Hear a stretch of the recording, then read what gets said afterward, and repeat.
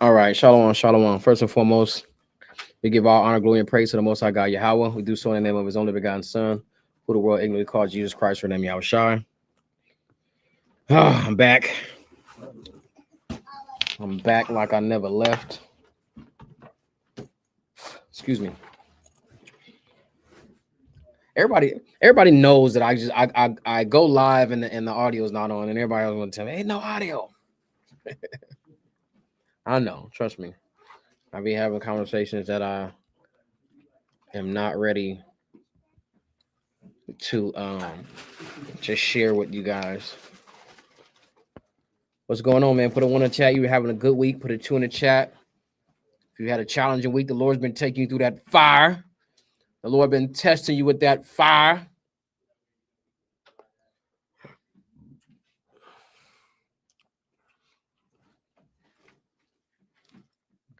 I should have titled tonight's class to say, "Hey, tune in, no controversy. All right, only edification." Okay.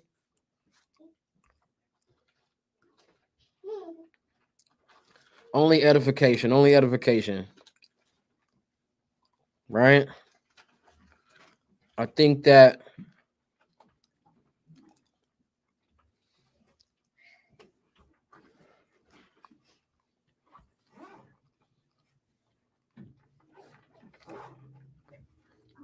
how about Shem Yashar Barakatha out the water to Sister Tanya? Appreciate your donation, man, and your constant support.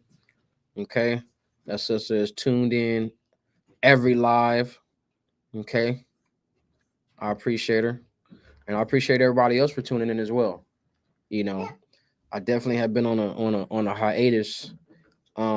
Trust me, it was never planned that way. But you know what they say, man, you want to make the Most High mad, go on and plan something. I mean, not you want to make them laugh, not make them mad. You want to make the Most High laugh, go on and plan something. Right?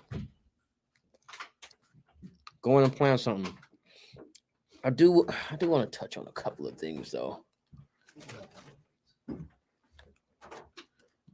All you guys are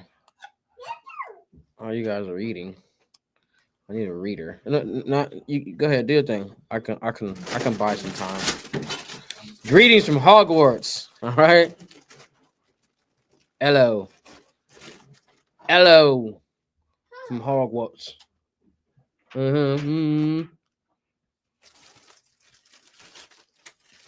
I definitely return back to these Friday night classes, man, and these live streams. Rejuvenated and renewed. You know, I've been in talks with brothers, a couple of brothers. Hold on, let me clean this camera off.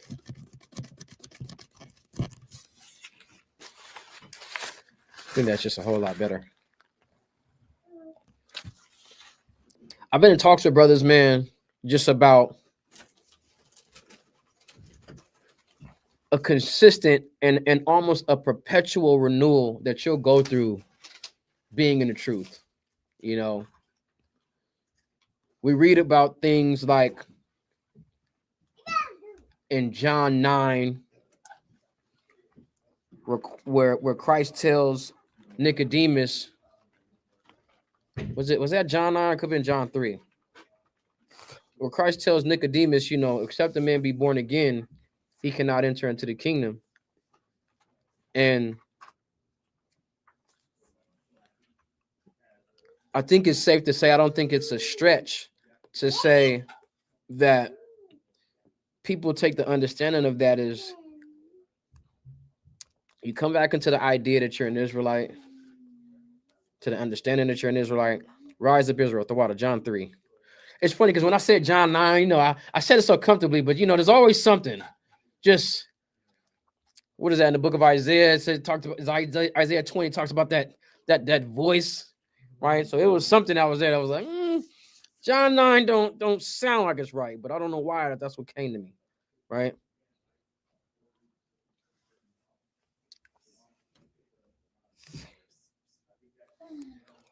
Can I finish? Can you fulfill human needs without God video? I'll make a note of it. This is what I'll do. I'll make a note of it. and then I'll try to go into it at some time. What I'm about to do, not tonight, but moving forward from here as we pick back up on Friday night classes, I want to pick right back up on and finish what I started with the John 8, right? Dealing with the children of fornication and how it literally and thoroughly explains, right? Children of fornication, Yahushua literally being called a heathen, literally being called a Gentile, and then how that pertains to the children of Abraham, the children of faith, the children of God, the children of promise, the children of light, right? Who the true children of Abraham is as it then pertains to those have access to salvation. That's the series that I'm going to continue to cover. That spirit has not left me. It has stayed on me very, very heavily. And like I said, it was not anybody's intention or anybody's plan to remain off of Friday night classes for so long. But through the spirit, man, we back. And what better time to do so than at the completion of the Lord's day or the Lord's feast, right? Which is a feast of unleavened bread. So I just think everything just works out just beautifully that way. But like I said, I could have sworn something was on me about John 9, but I knew it was something different. The water for the clarification, it was John 3. Yahushua tells Nicodemus, man, except the man be born again, cannot enter into the kingdom of heaven. Like I said, I think it's safe to say where people hear that verse and they just, the understanding that you come to is kind of automatic. Like, yeah, got to be born again. I gotta be a different person. I got to renew my spirit. Got to renew my mind, right? I got to renew my heart, which, you know, understand your heart and your mind is the same thing. As if it happens once, you're a new person, and then you live on to just be right. You know what I'm saying? You live on to just do it perfectly after that. And just a quick testimony, man. I think when I first came into the truth, like, I was ready. I had that spirit. A lot of people do have that spirit. You're just like, man, I'm just different. I don't think the same. I don't operate the same. My principles is different. And I don't want this to sound messed up, or I don't want to sound like I'm shifting any type of accountability or blame. But you get into the truth, and then you get within the community, right? And I don't want to use that word because I don't like the community. I haven't liked the community for years. So it's funny that I did the live the last time, and I'm like, man, to hell with this damn community. Then it's so funny because it's starting to kind of create this trend. You start to see everybody now just like, oh, this community is community. But trust me, I've been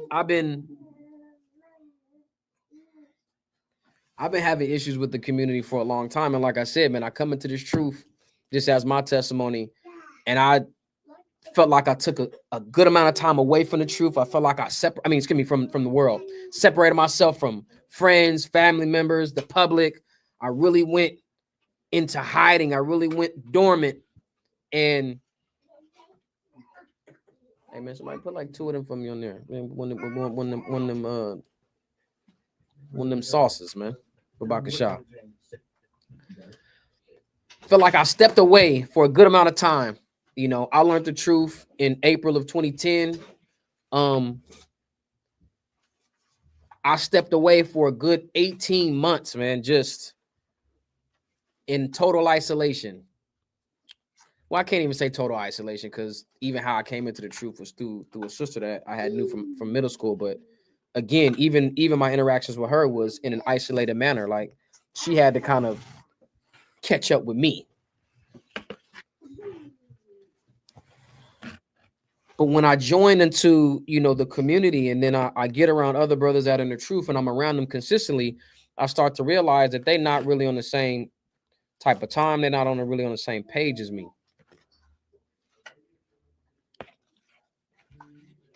So that spirit that I was in, that just, I'm just like totally new, and I'm ready to just be this type of person. What type of person am I talking about? The type of person that matches the expectations of what a lot of people feel like these leaders in the community should be.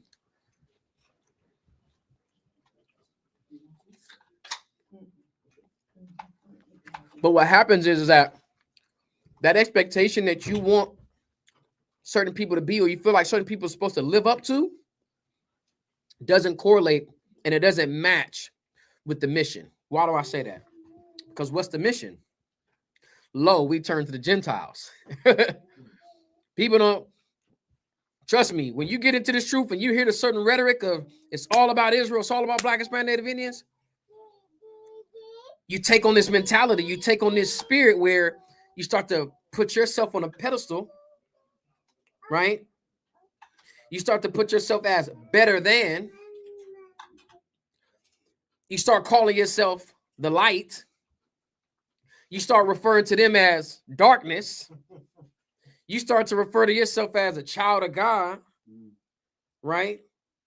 You start considering yourself righteous. You start calling them Belial, right? Baal, right? You got a demon on you, right? Child of darkness, Jezebel. I mean, you start going down the line of all of that stuff. And then you forget that, damn, these are the people that I'm supposed to be ministering unto. These are the souls that I'm supposed to be servicing through the Spirit, right? With the word.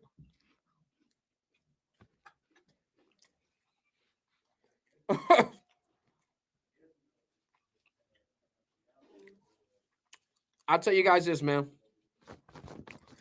I love this journey that the Most High has got me on, man. I said it on my live, man. People go through certain stuff, man. People you feel like was just on such a level on a pedestal, man. And I laugh. Not because I take it as a joke. Not because it's not serious. But when you watch and you see how people panic. When you see how people make haste in the time of trouble.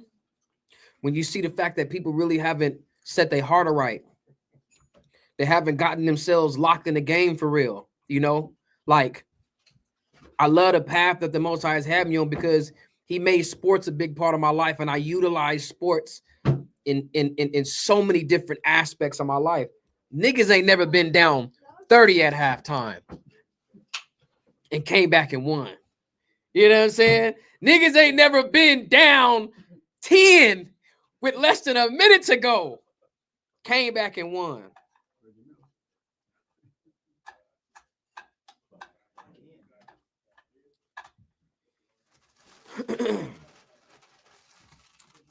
Asiatic said, can you name one witch that was converted over to an apostle in the Bible?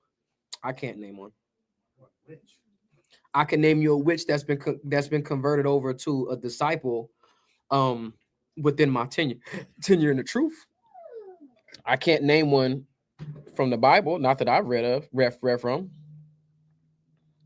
Right? Not even say it's not there. I just can't come up with one off the top of my head.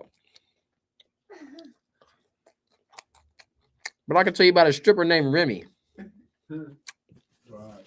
And we loved Remy. We loved Remy when she was a stripper. Well, clip that. Right? Clip that. We used to frequent this bar, right? Called Bullpen. Bullpen is right next to a strip club called Cheetahs out here in San Diego. If you're from San Diego, you're familiar with the place. So you said what? You said a long time ago, huh? It's in between the 163 and the 805, right? So, and Remy was really, really pretty. Remy, funny thing, Remy, like she kind of looks like Remy Ma in slightly, right? But Remy would come into the bar, you know, and she was pretty.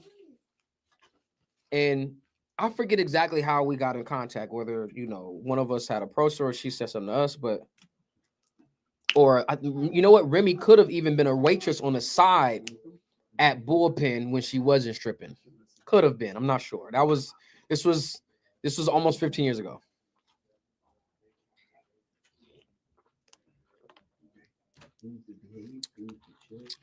Is it like, oh, she was a stripper, not a witch, or was she also a witch? Remy was off into some wild stuff. We'll just say that, all right? Whether I can directly label her a witch, no, but she wasn't on anything that had to do with the Most High. We began to minister unto Remy weekly, right? This was just a cool place. We knew the staff. One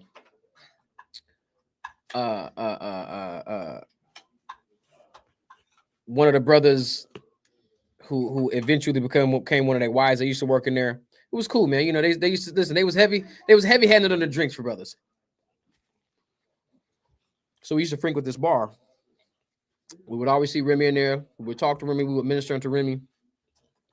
We would express to Remy, you know, the importance of being an Israelite.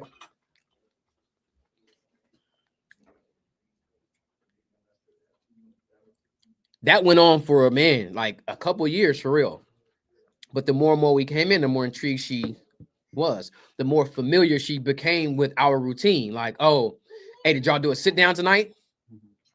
Hey, y'all had camp tonight. You know, when somebody start using certain lingo, you be like, oh, look at you. Okay. You picking up on, you know, on we used to say that she's astonished at our doctrine, right? And we stopped frequenting the bar, so we didn't see Remy so much. Eventually, really didn't see Remy at all. I then go over to a friend of mine's house. I had to cut his hair. After I got done cutting his hair, he's like, hey, you know, walk next door, across the street to the liquor store with me. Sure enough, I walk in. Guess who I bump into? Remy. As I'm walking out, she's walking in. Damn, Remy, what's up, girl? You looking good. What's going on? What's up? How you doing? How's everything been? She's like, yo, what's up? Listen, she says, I've been looking for y'all. Where your two partners at? By this time, Deacon done moved up to Seattle, and I think this is when Chief had just moved to Dallas. He hadn't even gotten to Atlanta yet.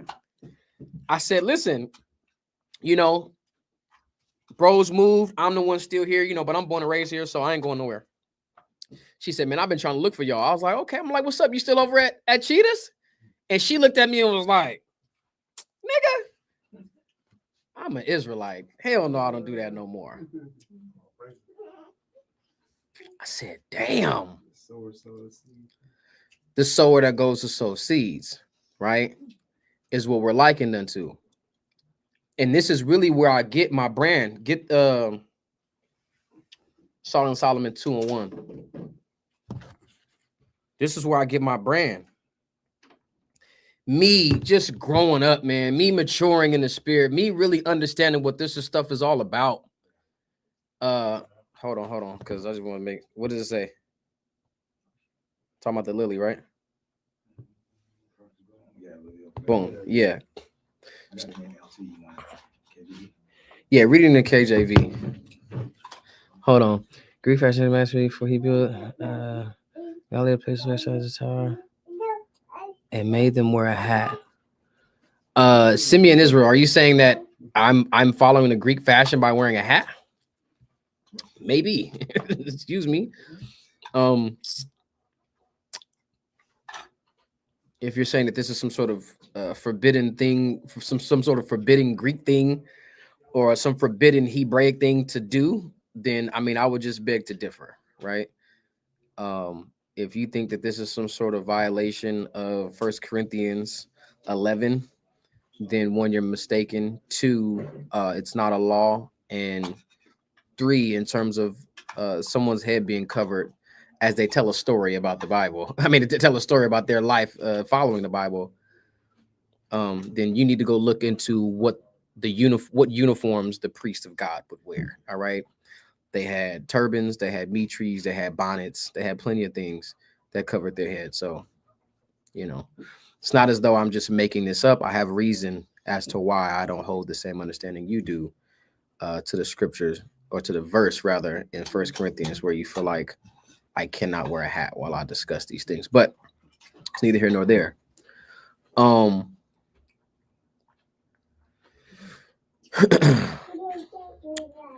Running to Remy, she tells me she's an Israelite. She said she's not on that type of stuff no more. And I was just like, man, look at what can come from not making yourself too big for the people that need to be edified, that need to be exhorted, and that need to be comforted according to the scriptures.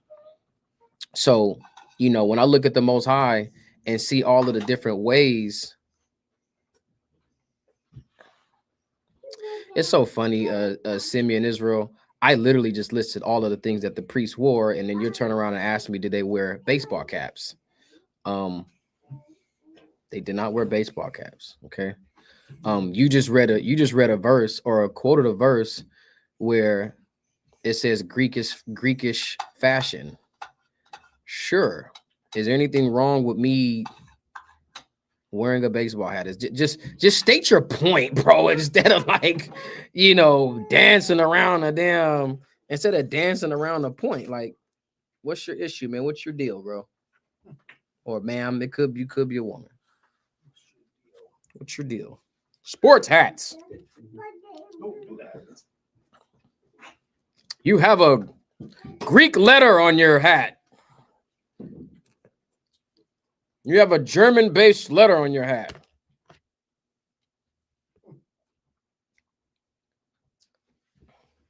This guy, I've always been a leader in Sicaria.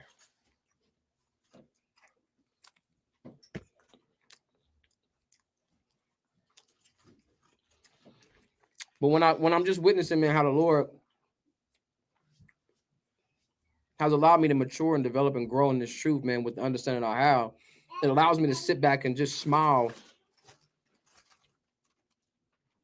and embrace the conflict and embrace the turmoil, to be able to kind of roll with the punches, to have the spirit of serenity and peace when things is going bad. You know, like I said, brothers ain't never been down 30 at half and came back and won. Brothers ain't never been down double digits with less than a minute to go, came back and won.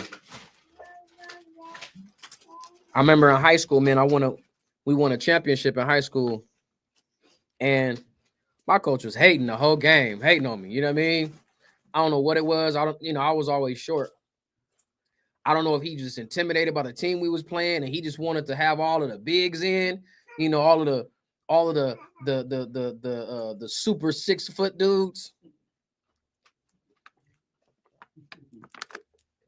Because I started, but I was the only one under 6 foot. Shit, I was really like the only one under 6'2" for real. But he was just hating. And I remember the girls' head coach kept just yelling, like he used to always sit at the end of the bench. So he just kept yelling, like, put Teron in, man. What's wrong with you?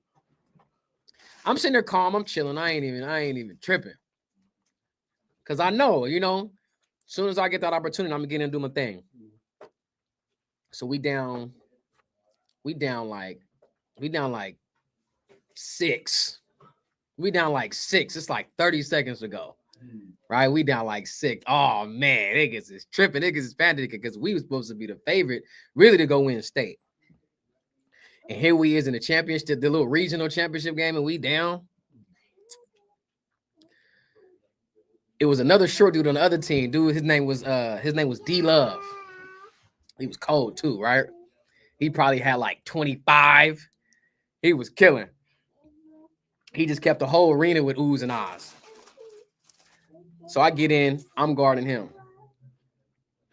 He comes down, he missed a shot. I get like a long rebound. I throw it up, boom, we score, we down 4. Right? It's probably like 20 seconds now, right? It was a quick little bucket. Come back down. I think we got to stop with like a jump ball, right? So I press him, boom. He picks the ball up, we press him. It was a jump ball. I think we had the possession. It was our way. Go back down, we score, we down 2. It's probably like 15 seconds left. And something just told me.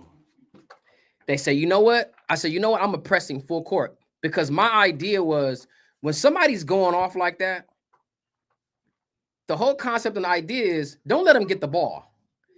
If I can be on him to make sure he doesn't get the ball, I don't have to worry about getting crossed. I don't have to worry about getting scored on. I ain't got to worry about nigga hitting a nice shot on me. I'm just gonna make sure he don't get the ball. So in the midst of me wanting to go press him, I used to put my forehead in their chest. I just annoy him, because now he want to push off and all that. You know, I might be able to flop, whatever, get an offensive foul call. I used to put my forehead in their chest. As I go to press him, he gets like all the way up on the inbounder. And they damn near kind of handed it off. But, you know, he went all the way up to the person out of bounds. So he gets the ball. As he turns around, I mean, he just put the ball right in my face. Boom, I snatch it. Boom. And I'm right by the court, you know, drop step. I went up, score. We tied the game up. Boom. Oh.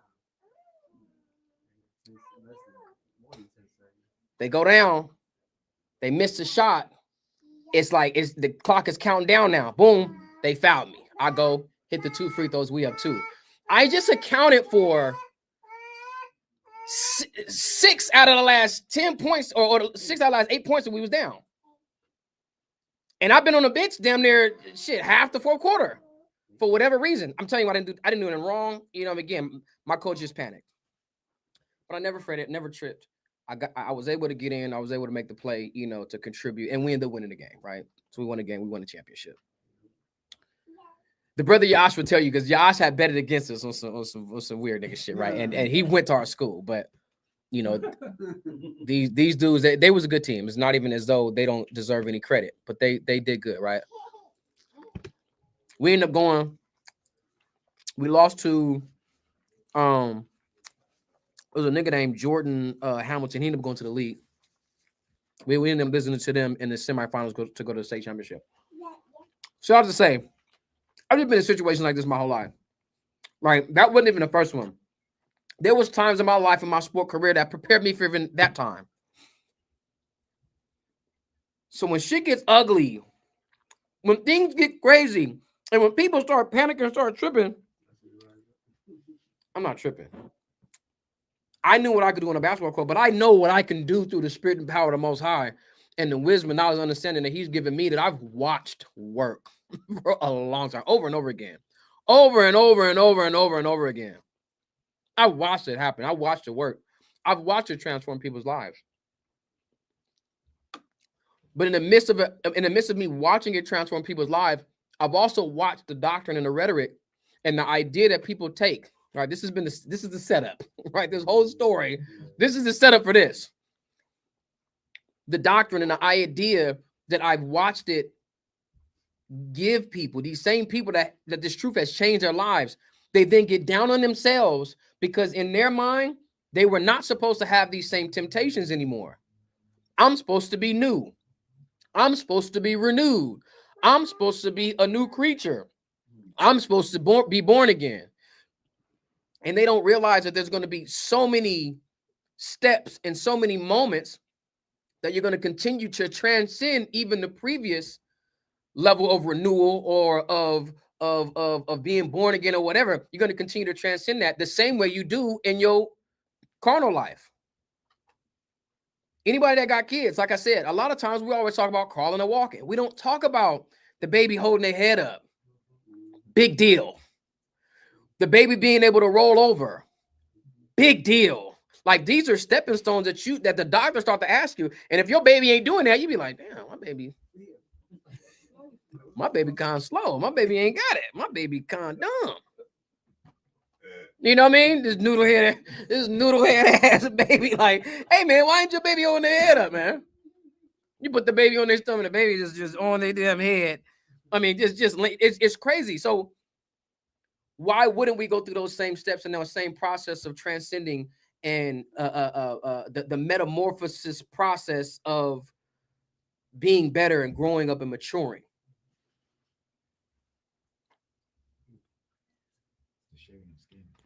The shedding of skin, like reptiles, right?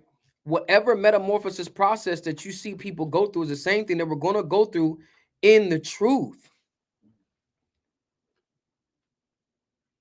And most of the time, you're going to see people go through them, or you're going to see people's greatest form of growth, greatest form of maturity is after they go through something very, very tough. After they go through something that would be debilitating to some or to others. See what I'm saying? You see this full transformation. And the conversation that I've had with brothers and sisters is not, because I always tell them, I say, listen, the concept of this truth is to endure, right? Get that for me, Matthew 23. But you already got Song Solomon. One of y'all get that. Get Matthew, what was that, 24:13?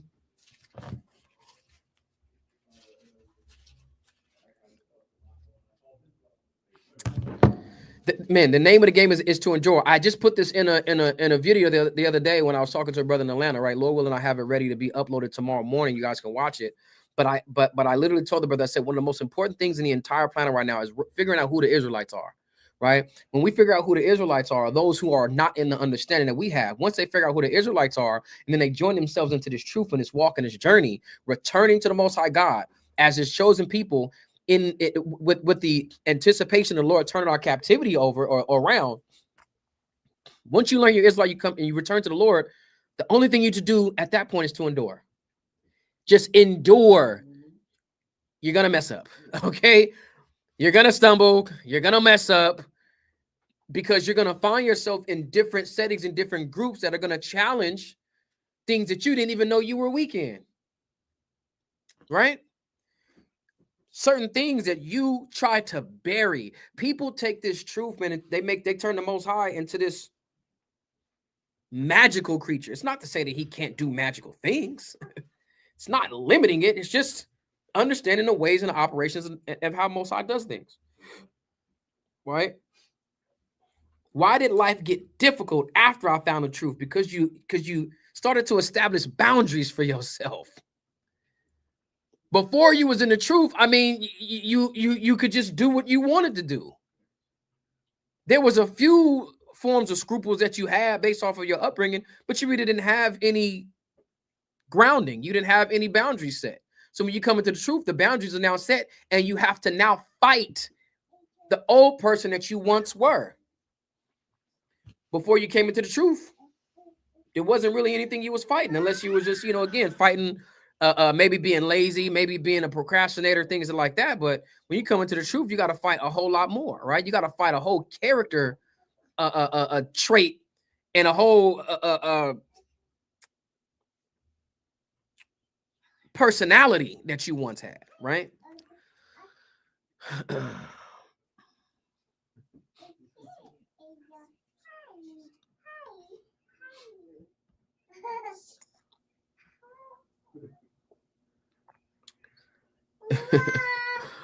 Simeon, no, Revelation 1:14 does not describe Christ with the meat tree. It describes Christ with just having woolly hair. So does that mean that I can't have braids? Shouts out to the sister CASHAPP, man, for the braid job. A lot of people have been complimenting me on these braids. Okay, shouts out to her on that.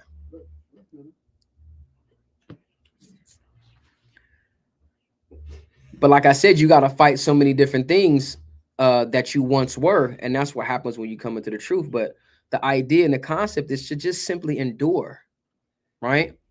When you stumble, when you fall, get up, just get back up and keep going. And guess what? That's the same thing that you learn in sports, right? You get crossed over the last play. Is the game just over now? Because everybody in the stands go, oh my God. And imagine if you play professional sports, they're gonna keep replaying on a jumbotron. Now we living in today's times. You gonna go into the locker room at halftime. It's gonna be popping up on your phone. Everybody tagging you. Your phone going on, bing, bing, bing. They're gonna play it on Sports Center afterward, all night long, maybe even the day after, until the next game. I mean, your video done broke 1 billion views in 36 hours. And what do? Do you sit there? Do you crawl under a rock and hide? No, you get up Not only and play the next game, but you got to get up and play the next possession. You got to just keep going.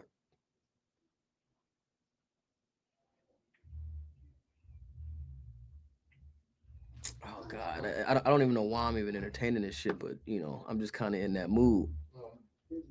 Simeon, what's your point? I just kept telling you, get to your point so we can establish and argue that. But you tried to tell me, you said don't move the goalposts. The priests were the tribe of Levi, and yes, 1 Corinthians 11.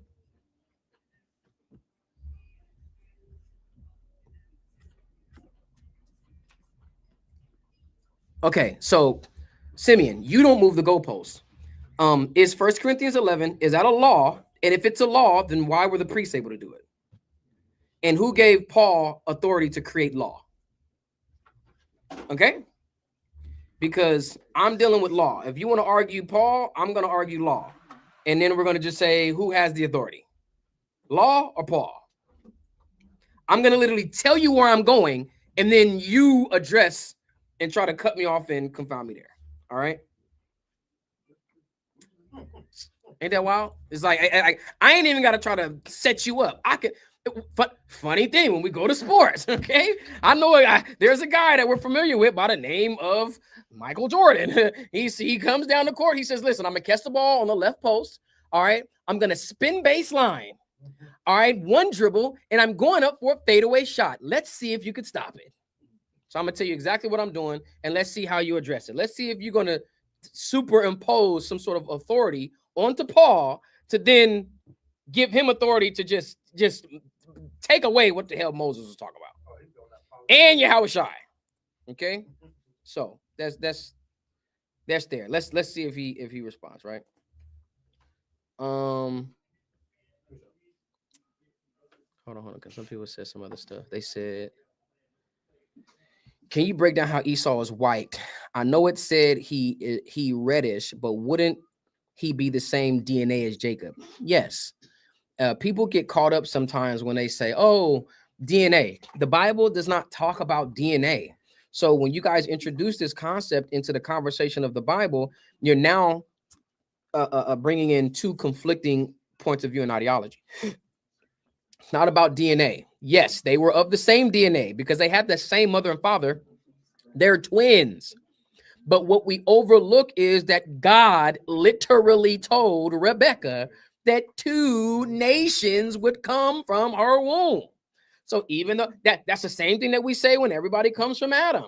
That's the same thing we say when the world was flooded, right? And everything was renewed through Noah, and he had 3 sons. If you guys want to talk about DNA, the entire world has the same DNA. We all have the same common ancestor, Noah and Adam. You're not making a point, or not to say that was your point of contention, but if anybody said it to you, right? If you weren't being contentious with that, that's not a point. What we're saying is that Esau being born red, like the hairy garment, it's in reference, or it's making a similarity or drawing a correlation, a similarity to that he was red. And what made him red was a deficiency that he had, right? That just passed on to his descendants. It's possible. People get mad at where we say white people originated from, or the original white man, as if white people don't have an origin.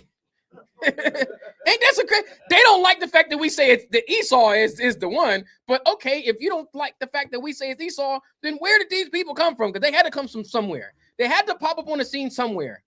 And whenever they popped up on the scene, whoever the first one was, they start creating more of them. And why?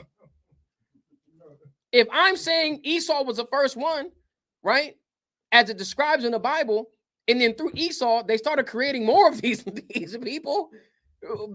You don't like the way I started, so give me an alternative, right? Give me an antithesis. Because at that point, I'm not even really finna get mad at you for real. As long as you understand where it started. And if you going to give me a place of where they started, and then you do believe in the Bible, I just say, well, just show me how it correlates with the Bible. God, man. Even if they want to say it was Yaqub, but then Yaqub is Jacob. So it's like, what are we really doing? You know, how do we fight the spirit of self-doubt? You just endure. The spirit of self-doubt is the absence of endurance. Now, how do we achieve endurance? Patience and faith. Where patience and faith meet is endurance. Why? Because you have the faith. This is what self-doubt is. I don't think I can do it. So you need to have the faith that through the Spirit and power of the Most High and His Son, that you can do it.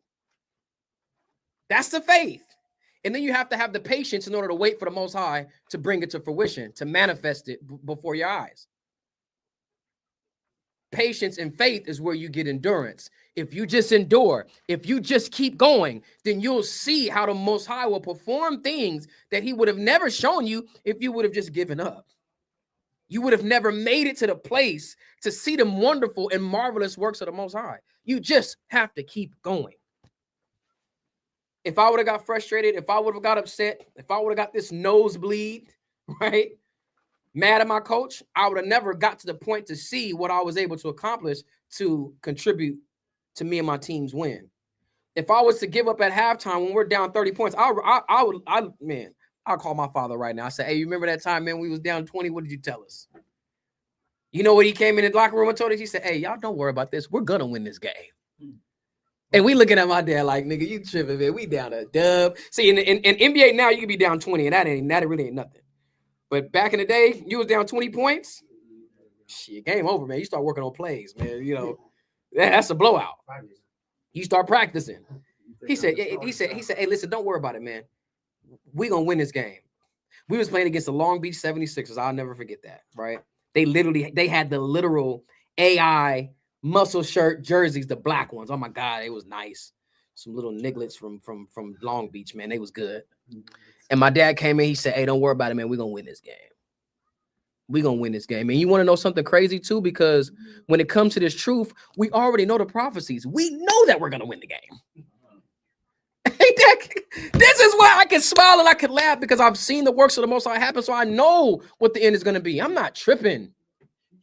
The only thing I got to worry about within this time period is what spot and what role I'm going to play in assisting or in making that happen through the Spirit and power of the Most High and the Son, right? That's all I got to really worry about. And then once I take on the knowledge, wisdom, and understanding, it's just a matter of me really being prepared for whatever situation or whatever person comes along where I got to react to the situation or I got to assist the other person getting through the situation. That's really all you got to do. Just be prepared, right? Which goes into the two verses that I got. Give me Matthew 24, and then we're going to get Song of Solomon. The book of Matthew, chapter 24, and verse 13. It says, but he that shall endure unto the end, the same shall be saved. It says, he that endureth unto the end, the same shall be saved. That's why I said the whole concept of all of this is learning who the Israelites are, right? Letting them know that, and then them enduring unto the end. How do we endure? We have to have faith that we're capable of doing it, and then having the patience enough to wait for the Lord to bring it to pass. Okay? Get that in Song of Solomon, read 1 and 2. Songs of Solomon, chapter 1. I am the rose of Sharon and the lily of the valley. I am the rose of Sharon. Sharon is a valley, according to the scriptures, right? It's a desert. I am the rose of Sharon, and I am the lily in the valley. Keep reading. As the lily among thorns, so is my love among the daughters. As a lily among thorns is the love that we have amongst the daughter of the children of Israel, right? Imagine this. In today's times, we hear it. The phrase is the rose that grew from the concrete. Biblically, it's I'm going to be the rose or the lily of the valley or the lily among the thorns. And we know, right, going into Matthew 13, what those thorns are. The thorns are all of the things that pervert, that choke the word and make the word unfruitful.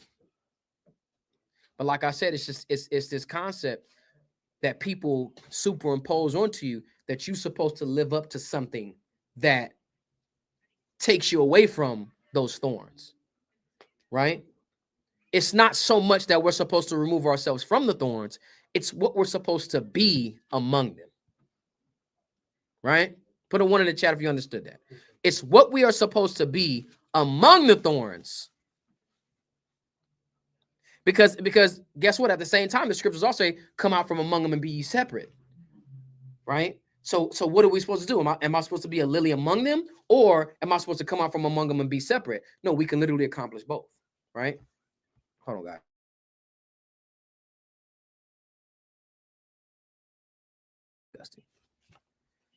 We literally have an opportunity to do both.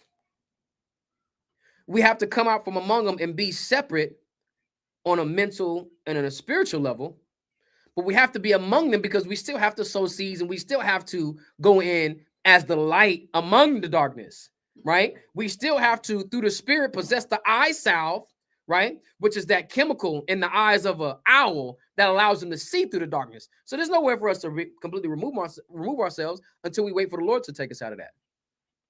But while we're there, we present ourselves as a lily, as something strong, as something that blossoms, not something that is prohibited, not something that is held down, not something that is restricted from growing and blossoming. And what's so funny is, man, within these recent events, it just seems like the community, man, it seems like the community have been the thorns. It seems like they were just so upset when a brother said, man, despite whatever circumstances and situation I'm dealing with, that I still can grow and blossom and bloom into something gorgeous through the spirit and power. Oh, no. You grew a little too fast, nigga. I ain't never heard no stuff like that. Right? Your growth was GMO. You had that GMO growth. So does a sister's heads must be covered when the scriptures come out? In 1 Corinthians 11, it says that a woman's hair is her covering. Ain't that wild? So you go and you wrestle with that, Simeon. All right. You go wrestle with that and you go cover that bald-headed woman that you with. All right. If she ain't got no hair and you just want that covering over, all right, she must be bald-headed with no edges. And see, now listen, man, that might be one of the things I got to grow up from right there. I could be silly at times, for real. Right. And I could be silly. But it's so funny. It's so funny when people, when people try to hit you with just this stuff and they become this nuisance, because it seems as though everything that I'm sitting here talking about just means nothing because I got a hat on. No. I got you. Hold on. I've watched the word of the Lord work. I've watched the Most High work. I've watched the Most High turn people and they spirit around. That testimony I gave about Remy, that's one among many. One of my cousins, this is literally like my big brother.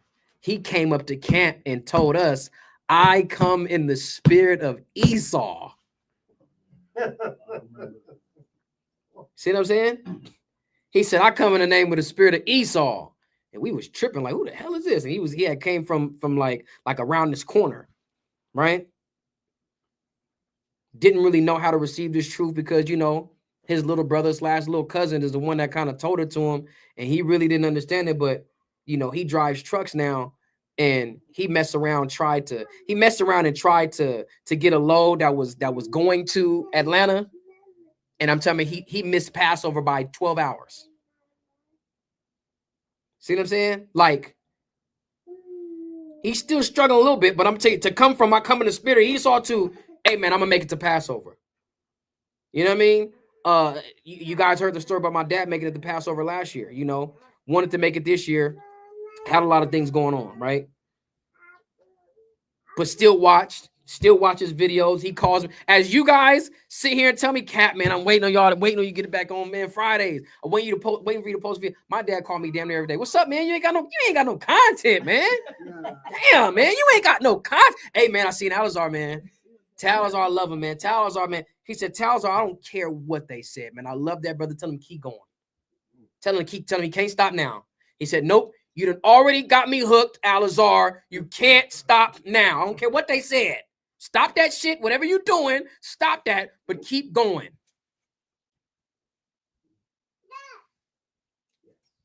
That's being a lily among the thorns, man. Right. That's being a rose in the valleys. Lo, we turn to the Gentiles. Because these 99 niggas that's already there, oh God. They made it. We used to say that, man. Listen, if a black man walk down the street, man, with a white one, we say, look at it, he made it. He made it. That's how I'm saying about brothers that are already in the truth, know they're in the truth, go do the work. And then when it's time for you to put that work of Christ in, then all those things goes out of the window. And I meant to mention that before, man. When I come into this truth and I do my 18 months alone, and then I start doing the work and I start getting around other brothers, and there's this idea and this expectation of how we separate ourselves from people, how we separate ourselves from people, and how we pedestalize ourselves over people, right? Which is crazy because the Most High, the scripture says what? When you exalt yourself, the Lord will abase you, right? And we start to exalt ourselves, right? We start to exalt ourselves, and we see a lot of people that are abased. But what happens is we forget what the mission is, right? We forget the influence that we're supposed to have when we start to think that we're better. And then we start to see where people put an expectation on you, and then when you don't follow that, they just automatically write you off. We used to tell people, oh, you got a missive with your name on it. There's brothers that I've seen that have left the truth and then have come for years and then have come back and is putting a brick in that at a point in time in my immaturity, right? In my baby stage in the truth, I would have said, hey man, you're through. You're out of here. The Lord ain't, I would have went as far as to say the Lord ain't dealing with, now I'm speaking for the Most High. Lord ain't dealing with you. But when I've watched how the Lord works and how the Lord operates, that's not even any of my business. My business is bringing the attention. But when I had that spirit, I was hypercritical. I was very strict. I didn't have any type of mercy in my heart at all. And I had no understanding. I had no idea. I didn't even focus on these type of scriptures where Yahushua says things like, if your brother trespass against you 7 times in a day and then comes repenting, then you forgive him 7 times. The way that brothers in the community, the 99 niggas that's already there, the way that they act, you'll never even get to 2 times transgressing against him in order for him to, in order for you to repent 2 times and then for him to forgive you 2 times. You do something once, it's a wrap.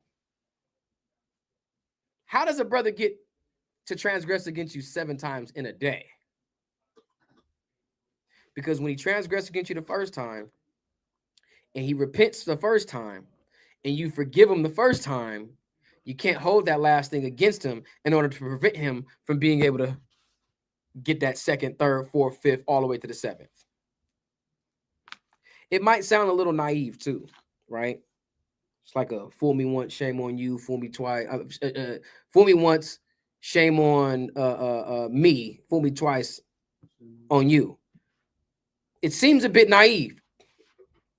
But remember, I've said this before.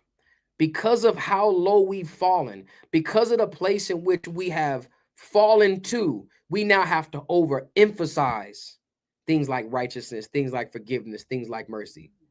Yes, we got to overemphasize it. We got to present our bodies a living sacrifice. What's the sacrifice? Is sticking my neck out there for a brother that I know probably doesn't need this or doesn't deserve it, excuse me. But I got to overemphasize this love that I have for my people because of just how far gone we are. This is what Yahushua did. He overemphasized the love that he had for the people who needed it, the people who were lost, not the 99 that was already there. These are things that we just don't think about. I know how out there I say he had a precept, but he's gone now. You got one? These are the things that we don't think about. And it wasn't until I got around brothers that did not move the way that I did in the truth, that did not have that spirit to say, Okay, I'm not gonna do that. I'm not gonna do that. I'm just gonna make sure that I do right by my. If the brother asks me for something, he got it. If I ask him for something, then I got it. I'm gonna pay him back. I'm just like that. Those wasn't the issues that I had. Right? I didn't have those wasn't the challenges that I faced. Those wasn't the things that I had to prepare my heart for. You know what I had to prepare my heart for? Being able to forgive a nigga. No, not a brother, a nigga. Ooh, I had to, man, because now watch this. I got the truth. I'm learning the truth. I feel like I know the truth really, really well at this time. You understand? And I'm keeping the truth. So I'm pedestalizing myself, and then now I got a foundation or a floor or some sort of platform that I felt like I get to put myself up on this stage, on this place, to where when the brother falls short, that I could condemn him like, nah, man, brothers just don't do that. No, I don't care. I don't care what it is. I don't care what your excuse is. If you in the truth, man, you believe in Yahweh Shai, you believe Black, Hispanic, Native, Indians, Israelite, you just don't do that to a nigga. I wasn't wrong. I was just naive. I was ignorant.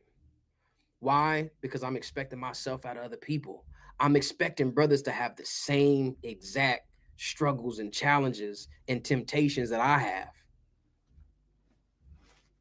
I didn't have a problem with just doing right by somebody. I had a problem with forgiving somebody. I had a problem with getting past somebody not being what I thought that they were going to be. Those were some of the issues that I had. I had a problem with realizing that the women I was dealing with and the level of patience that I had to have with them, the level of season that I had to have within my speeches and within my leadership, right? Realizing that the relationship that I'm having with these women is no different in terms of structure and in terms of approach than that of the Most High in Israel. And if the Most High can sit there and forgive and bypass all of the different things that Israel has done to him, then it really shouldn't be that big of a problem. I could be annoyed. I could be frustrated. I could be just flat out ready to go damn crazy. But what do I look like putting myself on such a level when I don't even measure up to the man or to the husband aspect of the relationship between the Most High and Israel? I don't even measure up to the Most High. I don't even measure up to Yahweh Shai. I don't even measure up to a lot of the righteous men in the Bible. But I'm overly critical with this woman here.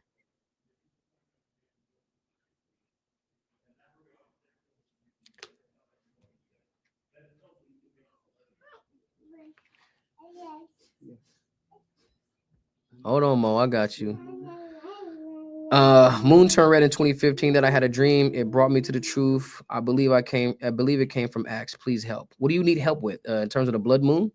The blood moon is just, these are symbols and signs that the Most High gives to us.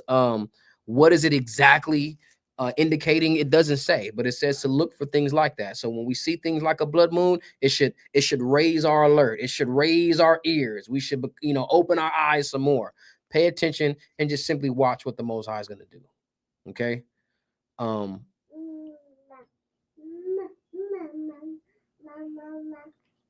Hawk 444. He said, I don't know about a white woman with a dime. Yeah, no, I'm talking about just a way in which when you in San Diego and you see a black man walking around with a white woman, you can just see the look that he got on his face.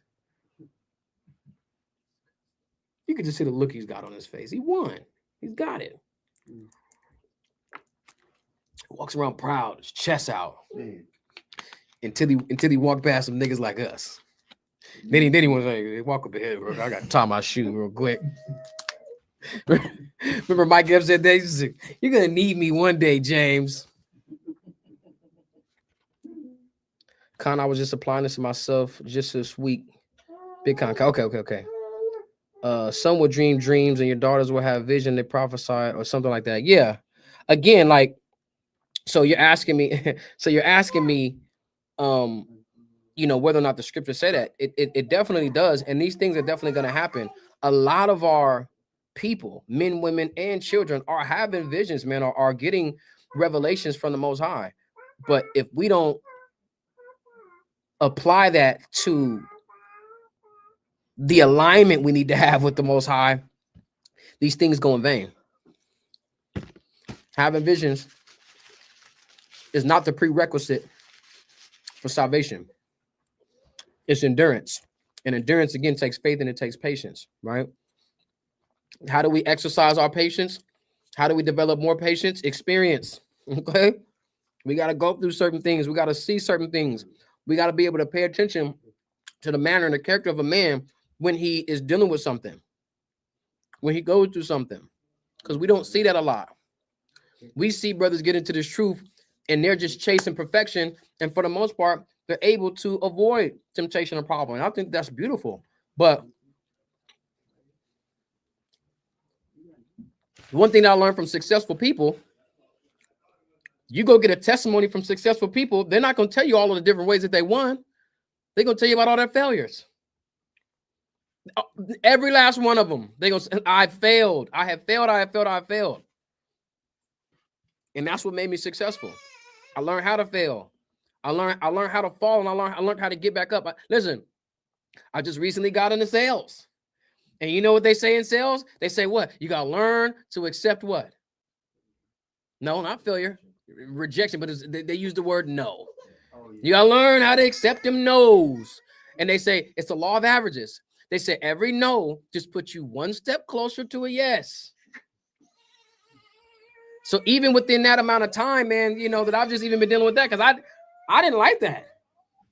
I don't like being told no. You know what I'm saying? I don't like it. But in the midst of it, and me being able to conquer that little tick, I wouldn't even call it a fear.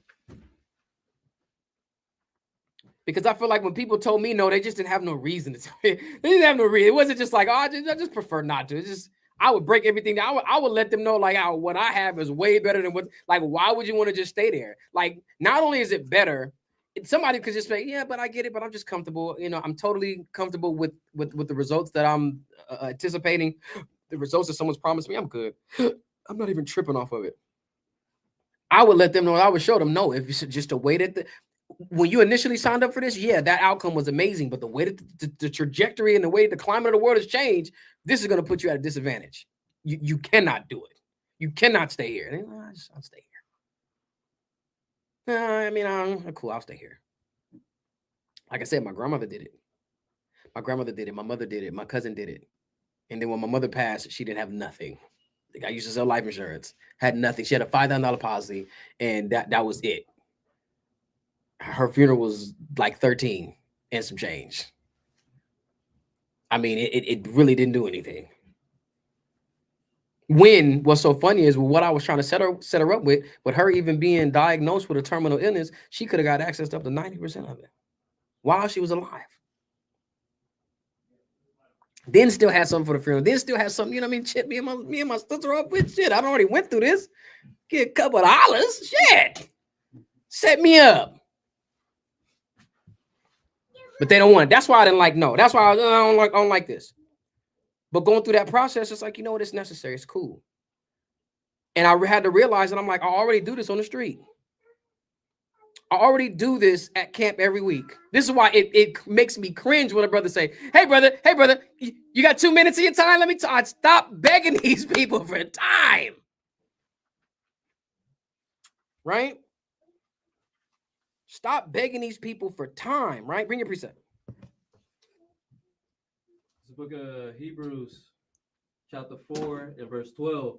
It says, for the word of God is quick and powerful and sharper than any two-edged sword, piercing even to the dividing asunder of soul and spirit and of the joints and marrow, and is a discerner of the thoughts and intents of the heart.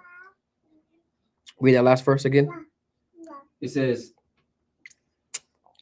and of the joints and marrow, and is a discerner of the thoughts and intents of the heart. Listen, the spirit of the Most High, man, it will draw a separation, right, within the minds and the hearts of people, and it will give them understanding to see who's for real and who's not.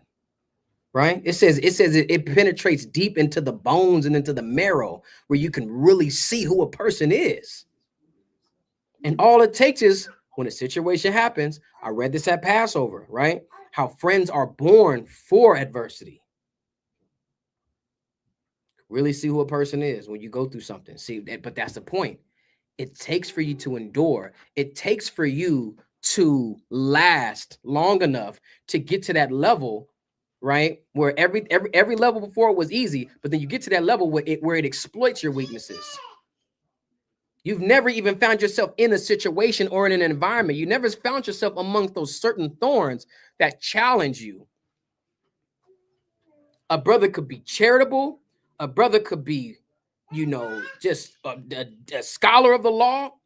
A brother could be a great debater. A brother could be a great scholar. A brother could be a great speaker. I mean, a brother could be to do garments. The brother could be just in the spirit, dreams and prophecies and everything. Then it comes down to your brothers in adversity and you don't know what the hell to do.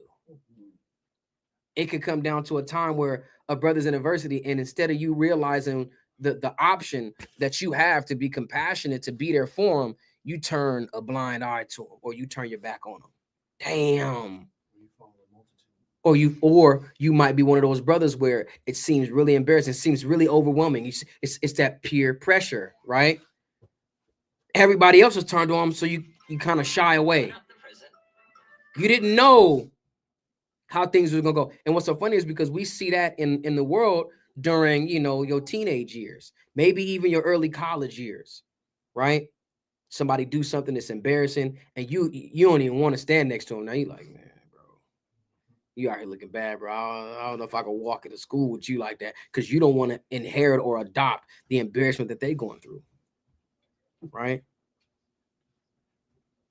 That's when girls be like, see what I'm saying? we're talking about, I don't think so. Somebody said, can you please read and go over Acts 2:17-20?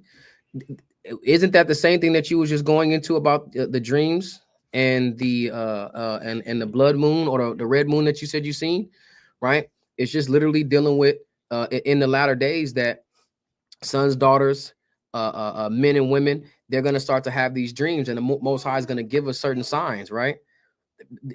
Me reading and going over it, it's not difficult. Don't put too much on it. If there is a deeper meaning, the Lord will be able to showcase that to you and how you can apply it on different levels. But it's just going into the things that we're going to see, and it testifies to what you just said you are experiencing, right? Somebody just asked me, they said, why are you confederate against the hidden ones?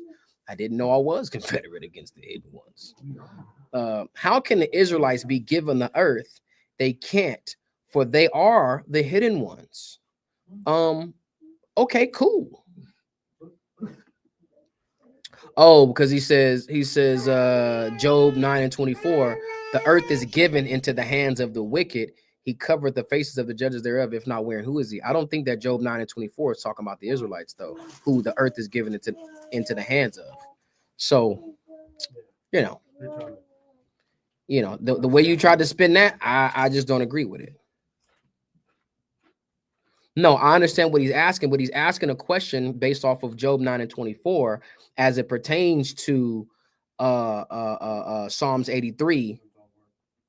And I'm saying I don't agree with his standpoint on Job 9:24, and then the question being based off of Psalms 83. How can the earth be given to the Israelites if they're the hidden ones that people are confederate against? So I just don't agree with that.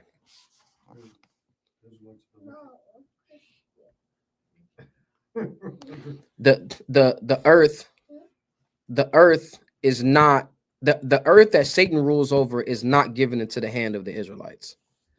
The earth, or the world that Yahweh Shai is going to rule over, is one that is going to be given unto the Israelites. All right, as we read about in 2nd Ezra, the 6th chapter. Okay. What was your precept? How out there?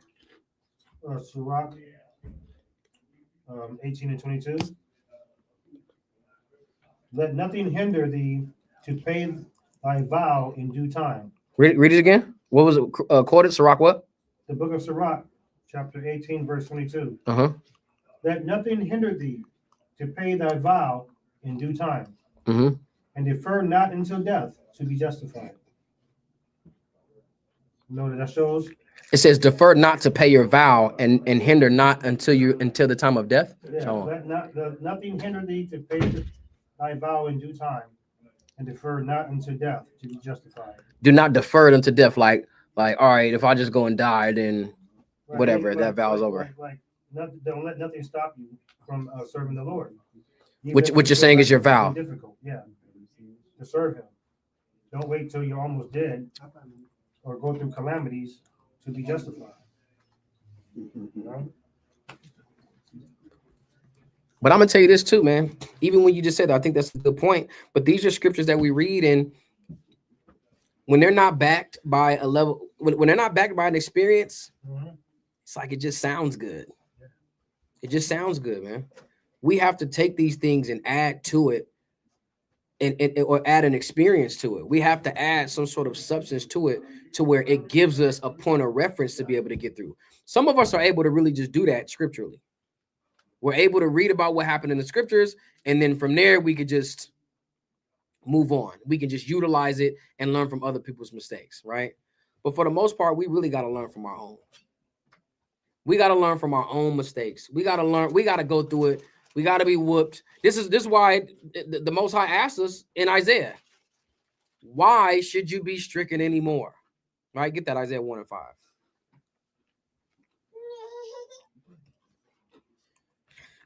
420 elders. Crazy.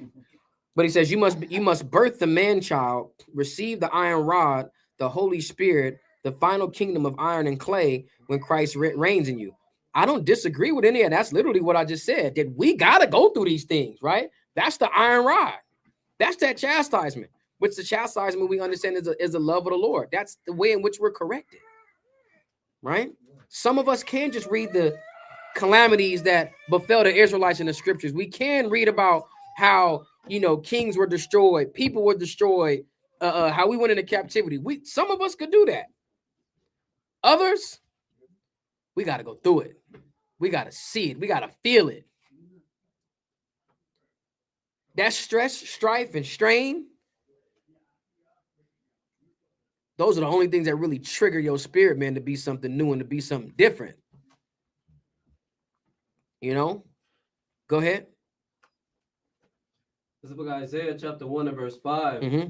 It says, why should ye be stricken anymore? Mm-hmm. Ye will revolt more and more. Mm-hmm. It says the whole head is sick and the whole heart faint. It says you would revolt more and more. Right? It says you will revolt more and more, but you will revolt more and more. But the Lord, what does he do? He chastises you. He corrects you in the way in which he shows his love. But when you go through those things, it's supposed to serve as that means to turn over a new leaf, to turn in a new direction. But we've been hard-headed. But when we see people go through that form of chastisement from the Most High, and they're not being hard-headed, why do we turn around and get mad at them for that? Go ahead. It says, from the sole of the foot even unto the head, Mm-hmm. there is no soundness in it. Uh-huh. It says, but wounds and bruises Uh-huh. and putrefying sores. Now, I done heard this verse be quoted so many times within the last 2 weeks. Excuse me. The whole head is sick. I never knew a sickness was, hey guys, that guy was wrong, sick, twisted, demented, deviant. And I said whatever name else. And then the guy that I'm talking to says, I was wrong. How the hell is that a sickness?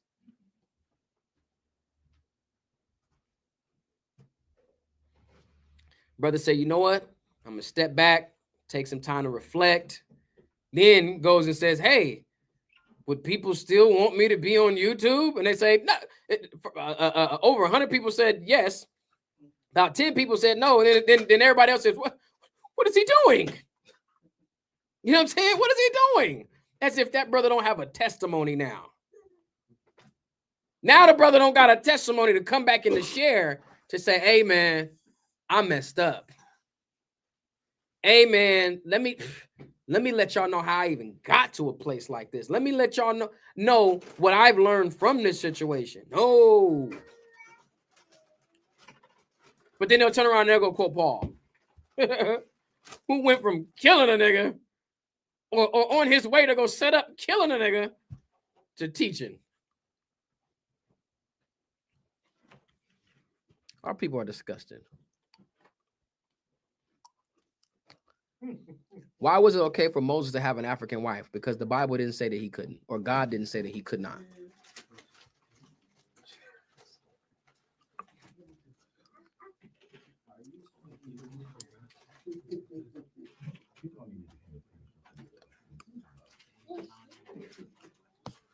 Is Jesus Christ the true Father? Out of Jesus Christ's own mouth, he said no.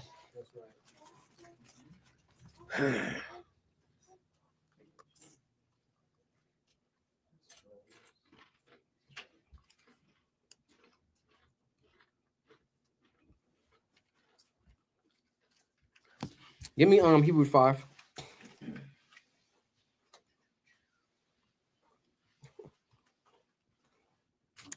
There are seven Canaanite nations that we are forbidden to marry, and it's outlined in Deuteronomy, the 7th chapter. Okay. It's a great question to ask. Why was it okay for Moses? Because how is Moses going to go and get the law, the standard of righteousness, out of the mount from the Most High and bring it down and give it to the people as he's actively breaking them? That wouldn't make any sense. So that lets you know right there. Hebrews 5, start at like 10.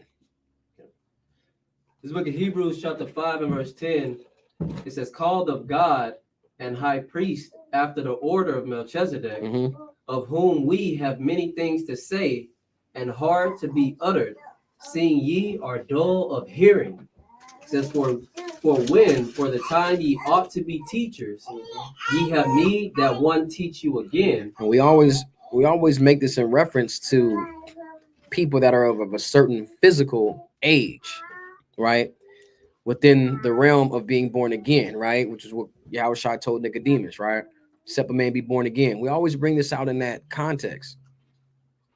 But when you get some experience under your belt, man, and you get some steps in this truth, you start realizing, shit, this could apply to a lot of people that's been knowing about the truth for years, that's been out here practicing, advocating, teaching the truth as well.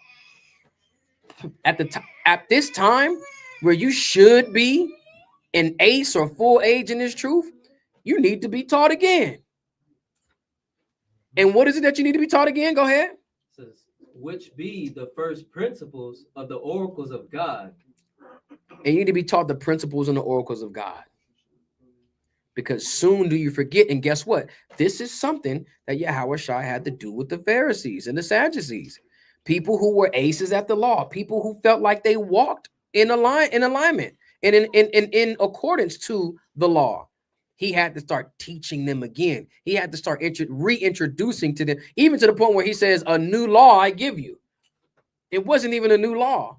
It was something that was so foreign to them, that was so far in the back of their mind, it was almost as if it was new to them. You guys do realize, as me being a student in this law and been studying and knowing what you guys are able to do, you guys do know you have the opportunity to show mercy and to show compassion, right? And to emphasize faith. You guys aren't doing this. You guys really need to be reintroduced to the principles and the oracles of the Lord, right? What's the difference between blood of Esau and today's Edomites? I don't understand your question. If I overcome, am I sitting in Christ's throne or the Father's throne? You're not sitting in either one. But you are being given power over the nations if you overcome. but you're never going to sit in Christ's throne, and Christ nor any of us is ever going to sit in the Father's throne. Huh? Bring a precept. Genesis, the book of Genesis, chapter 25, verse 30. And Esau said to Jacob, feed me, I pray thee. Gary, you said the lamb shares the same throne as Yahweh, but I thought, Gary, just if my understanding is correct, Gary, I thought that the lamb is sitting at the right hand of the Father until the Father makes the lamb's enemies his footstool. Let me know.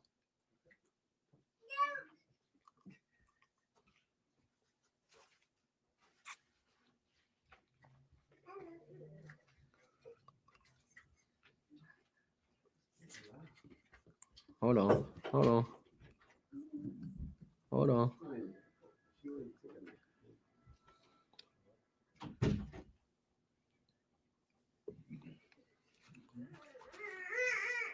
What's your brother's name?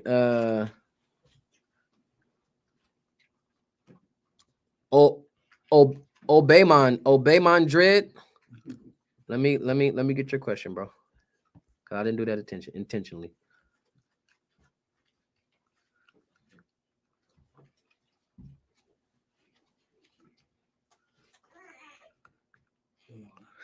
Somebody get that. Hold on. I'm gonna answer your question, right? Because you're asking about me eating and not saying thank you.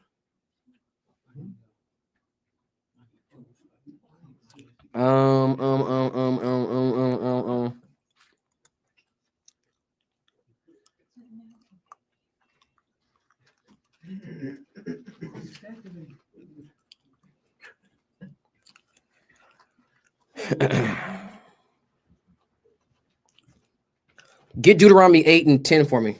Get it quick, so I can answer the other question and get back to the point. This is the book of Deuteronomy, chapter 8, and verse 10. It says, when thou hast eaten and art full. When you eat, and then when you're full, go ahead. Then thou shalt bless the Lord thy God. Then you bless the Lord when you eat and are full. Go ahead.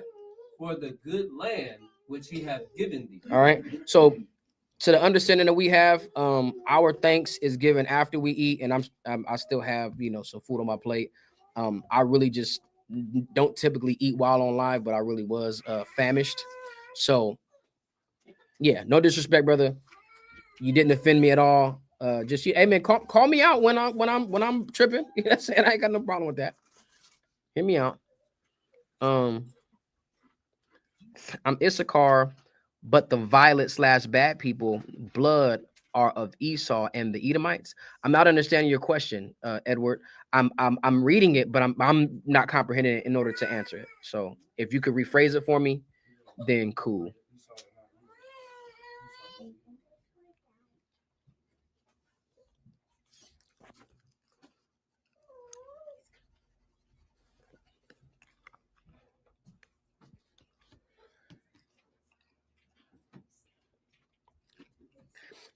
So Revelation 3:21, when it says to sit with him in his throne, it's not talking about that they're going to sit on the same throne as him. It means that as Yahushua is on his throne, we will then be with him. This is why we always say in the kingdom of heaven, it's going to be Yahushua ruling and reigning, and then every other nation will then go and serve the Most High, do sacrifice and service to the Most High through the Israelites, as the Israelites have the dominion as Yahushua then rules. It's not that we're going to be in Yahushua's seat.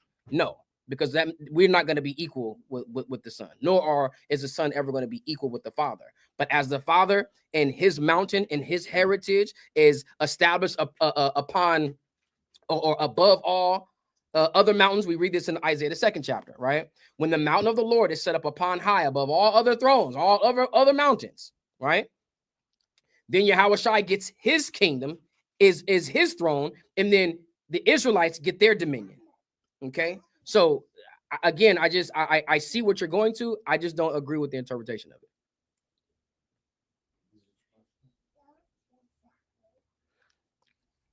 And there shall be no more curse, but the throne of God and of the Lamb shall be in it. Right. You guys, man, it's crazy. And his servants shall serve him. Revelation 22:3, they share one throne. No. It says, but the throne of God and of the Lamb shall be in it. That's not saying that they're the same throne. Come on.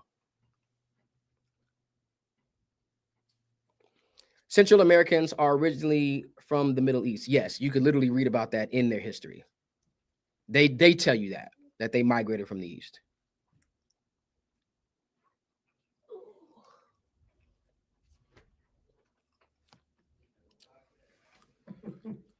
All right, finish that. Go back to that. It's book of Hebrews, chapter 5, verse 12. It says, for when for the time ye ought to be teachers, ye have need that one teach you again, which be the first principles of the oracles of God, and are become such as have need of milk and not of strong meat. Some people have need of milk and not of strong meat, because a lot of these people have great testimony, great breakdowns of prophecy, great breakdowns of the more heavier, deeper matters of the Bible and of the scriptures.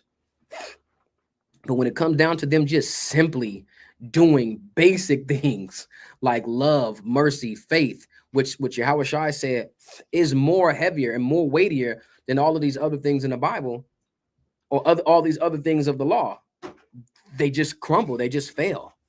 They just fold, right? Where can I do some deep research on Zebulon? I don't have any books in particular off the top of my head, but this is what I'll do. Hit me on Instagram, and I'll send you some information, some sources. Sakari San Diego on Instagram. I'm gonna post it though.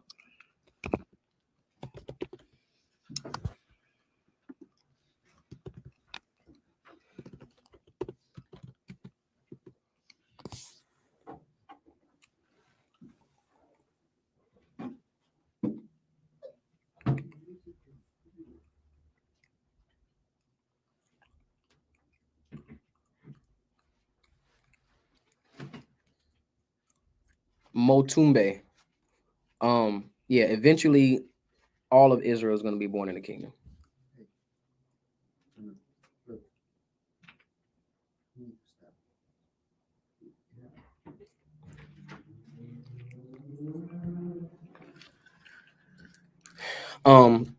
Gary, you're saying you're not trying to parse words, but you said it would be plural. You can't tell me what it would be, because it's in the Bible where there are two thrones. It's the Father's throne, and then it's Christ's throne that's at the right hand. So we already know that there are two thrones. Like, that's not even up for debate. We already know that it's two thrones. So when you're saying that a certain word would be plural, that you are wrestling with that. I don't have to. 420 Elder. That was a great scripture to answer Motumbe's Motumbe. Am I saying it? Am I saying your name right?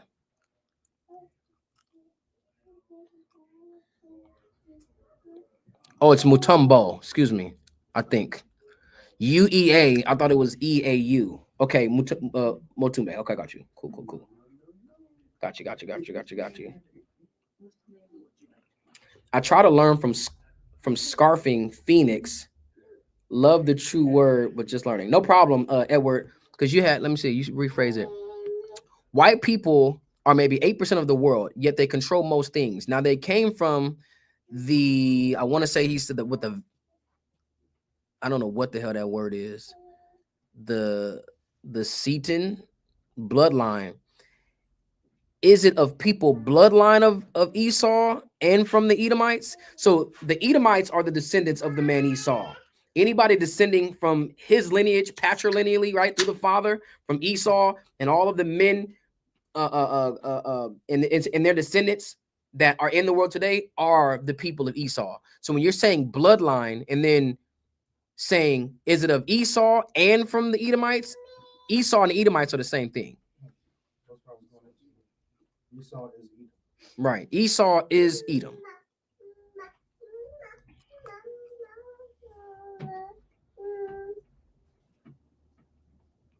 All praises. Let's finish that, man. We're going to wrap. Go ahead. Verse 13, it says, for everyone that useth milk is unskillful in the word of righteousness. Edward Aguilar, listen, hit me on Instagram, and I'm going to put you in contact with the officer over Phoenix. Good brother. This is my brother. I vouch for him. He'll edify you greatly. Okay, go ahead. It says, for he is a babe. It says, but strong meat belongeth to them that are of full age. Strong meat belongs to them that are of full age. It's funny how it's using these references of age, because that's the way in which we understand as a mere mortal human beings, we understand maturity. You see what I'm saying? At the time, at the age where you were supposed to be at spiritually, you got to start over, and then you go through this process. Then you go through this journey again, trying to get back to that full age in the scriptures, or that full age in the spirit of the Most High, right? Where you go through, and here's the thing: what's so funny, man? Hey, everybody go out. Trust me, everybody just go out and get on Netflix if you got an account. If you don't, go steal somebody's account, borrow somebody's account, and go watch Boys in the Hood, man. If you ain't watched Boys in the Hood in a minute, man, just go watch Boys in the Hood. I just watched Boys in the Hood a couple nights ago, man. My wife had never seen Boys in the Hood, so I had to update her black card. She's gonna hate that I said that, but she's all right. All right, you guys still show my wife some love. But it was great that she hadn't seen it, because in the midst of me explaining it to her, in the midst of us watching it, I was able to explain things to her that I really didn't even pay no attention to. Case in point, in the beginning, one of the first scenes is young Trey and his friends is walking to school, right? In the midst of it, one of the little boys said, "Hey, you want to see something?" He take him, see where there was a shooting, maybe a couple nights before, or maybe it was the night before, right?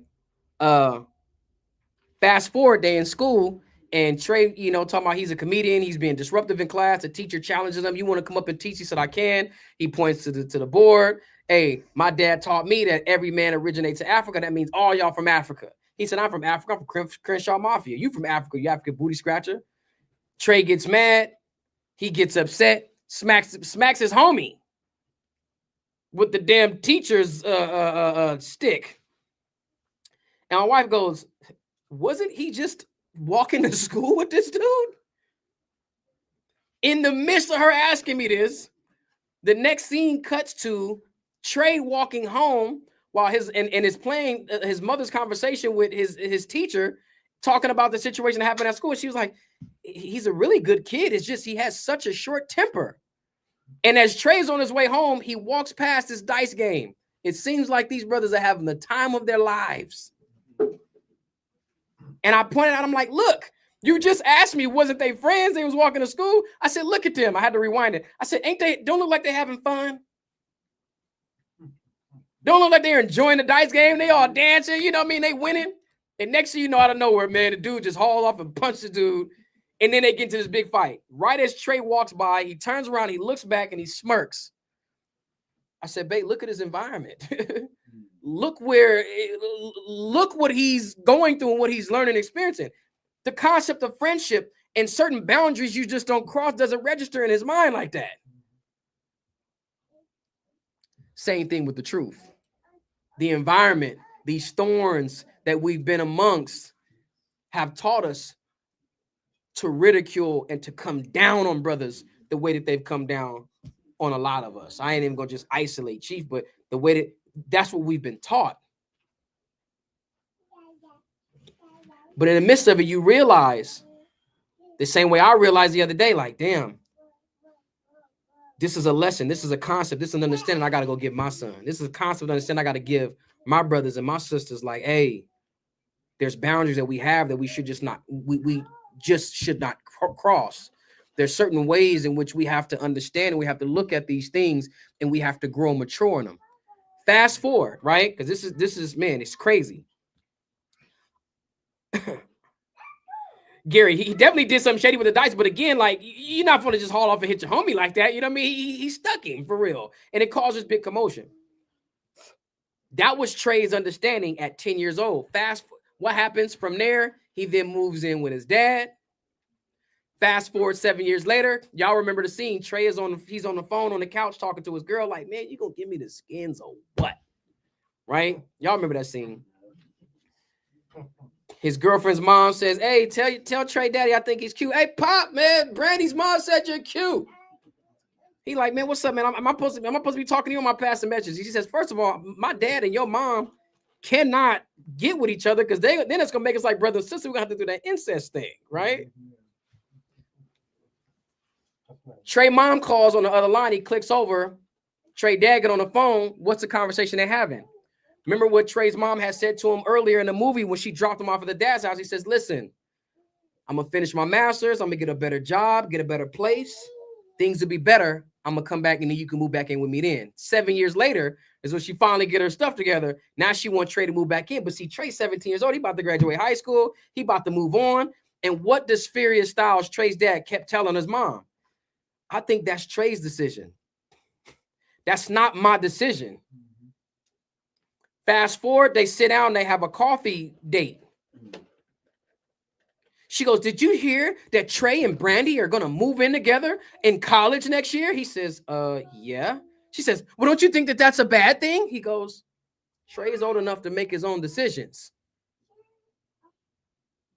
Ricky then goes and gets killed. Trey's upset. He comes home. He goes into his goes up on their dad's bed. He gets a shoebox. He gets his dad 357. He's going to go and avenge his best friend's blood.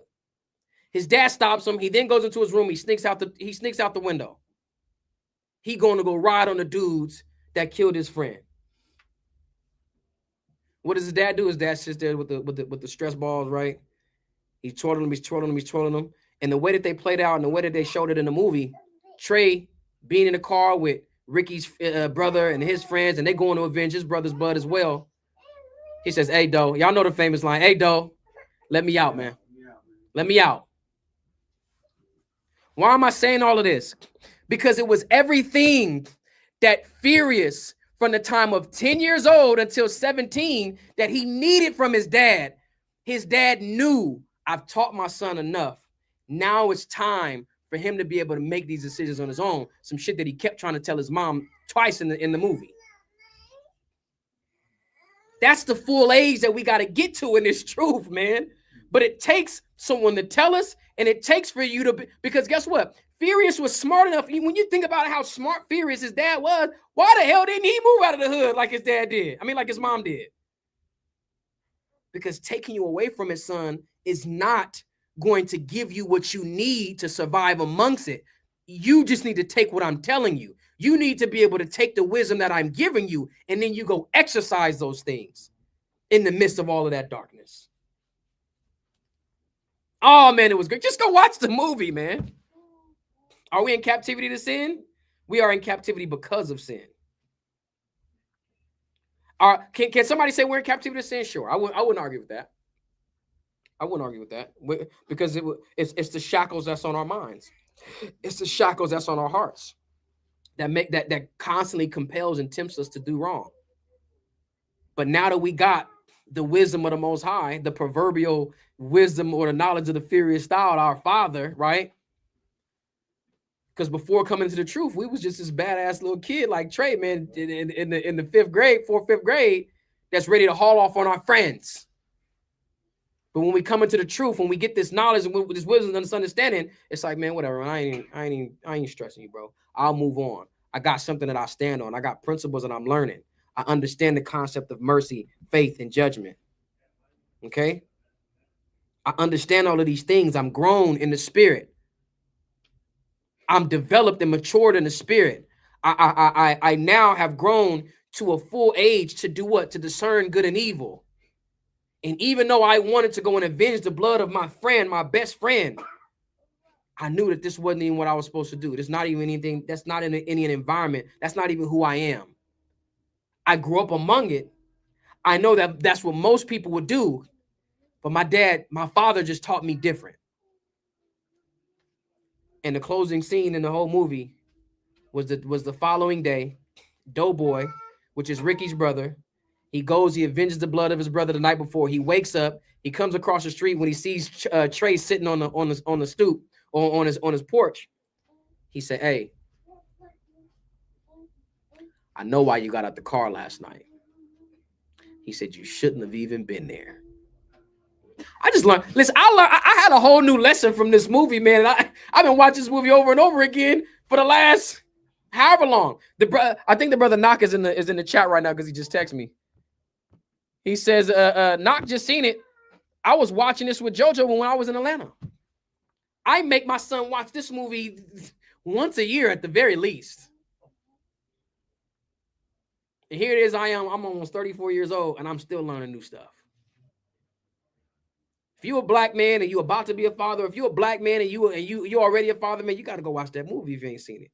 You got to go get all off into that movie and understand it.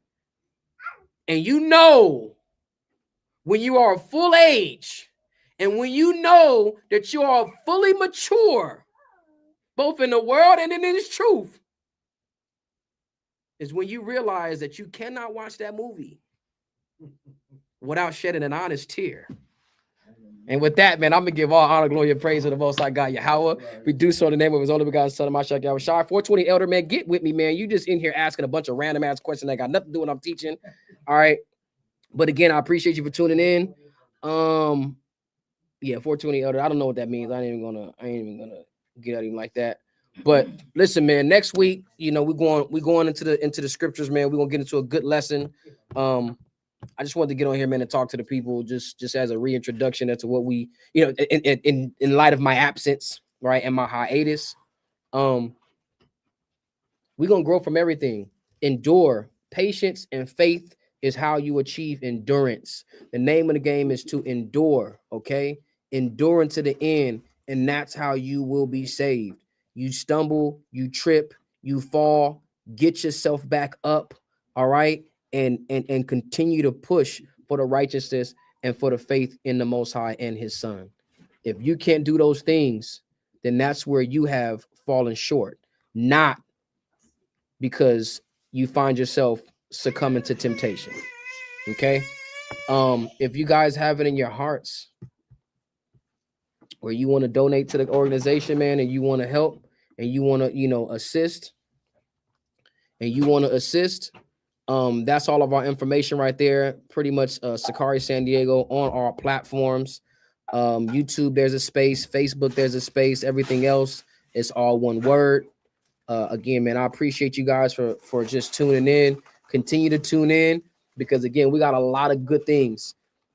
Shouts out to my brother Raquam, all right, from the tribe of Manasseh, man, my elder, man, my beloved brother. He said something to me, man. That brother's been speaking nothing but life into me, and I appreciate that brother so much. Also, shouts out to Mommy, all right, the sister Dabawara. In the spirit from the tribe of Benjamin. She's been speaking a lot of life into me, and she's been reminding a lot of us, man, as to what we have to get back to. All right. And that is the milk, that is the bread. All right. And we got to be able to build people up from the ground up, which is how we even got to this place. This is how you guys even know us. So we getting back to the rudiments of the word. We getting back to the rudiments and the wisdom of the Most High God. And I kid you guys not. You guys in for a good treat through the spirit and power. So again, continue to tune in. If you guys want to contribute, we appreciate you. If not, just keep tuning in. Keep coming with your questions. 420 Elder, get with me, man. All right. I really wasn't ignoring you. All right. All praises. Shalom.